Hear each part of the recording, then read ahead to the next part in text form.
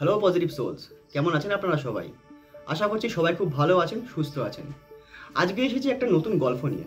হ্যাঁ, গল্পটা হচ্ছে একটি ফিল্মের, একটি সিনেমার। গল্পটা দারুণ। এই সিনেমাটা একটি অস্কার উইনিং ফিল্ম, যেটা মানুষের না জীবনের প্রতি দৃষ্টিভঙ্গিটাই বদলে দিতে পারে। কত সুন্দর ফিল্মটা দেখুন। দুটো কাপেল নিয়ে গল্পটা। একটি কাপেল, তার 2-3টে বাচ্চা আছে, তারা একটি ফ্ল্যাট কেনে।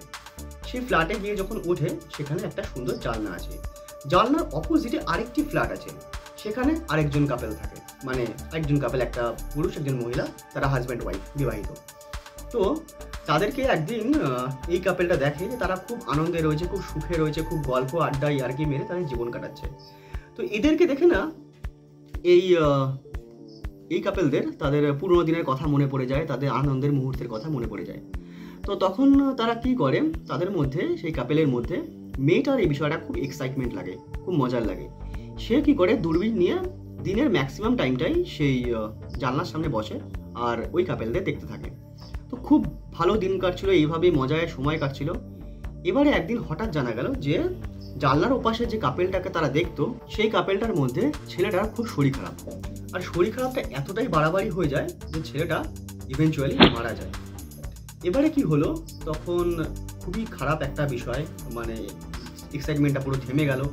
তো এবার কি হলো, এই জিনিসটা দেখে এই যে দূরবীনটা সবসময় দেখতো সেই মহিলাটি, সে আর নিজেকে ধরে রাখতে পারলেন না। তিনি কি করলেন, ফ্ল্যাট থেকে নিচে নেমে গেলেন আর যে মেয়েটা, যার হাজব্যান্ড মারা গেছে, তাকে সান্ত্বনা দিতে লাগলেন। তো সান্ত্বনা দিতে দিতে নিজেদের মধ্যে একটু বন্ধুত্ব হলো। তা কথায় কথায় সেই মেয়েটি এবার বলতে লাগলেন, আপনারা সেই কাপেল না যারা আমাদের ফ্ল্যাটের অপোজিটে থাকেন? আমরা তো আপনাদের প্রায় জানলা দিয়ে দেখতাম যে আপনারা কত সুখে আছেন, আনন্দে আছেন, আপনাদের বাচ্চাদের সঙ্গে কত খেলছেন, গল্প করছেন। তো আমরা সবসময় নিজেদের মধ্যে গল্প করতাম যে আমাদের লাইফটা যেন ভবিষ্যতে এরকম হয়, আপনাদের মতন, ফিউচারটা যেন আপনাদের মতন হয়। তাহলে এই গল্পটার মোরাল অফ দ্য স্টোরিটা বুঝতে পারলেন? আমরা সবসময় খুঁজি যে আমাদের থেকে বেশি সুখে হয়তো অন্য কেউ আছে, বা তারা বেশি সুখী আছে, বা অমুক বেশি সুখী আছে, বা অমুক কাপেল বেশি ভালো আছে। আসলে কি আমরা কতটা সুখে আছি, কতটা ভালো আছি, কতটা আনন্দে রয়েছি, সেটা কখনো আমাদের দেখাই হয় না। আসলে আমরা সময়ই পাই না।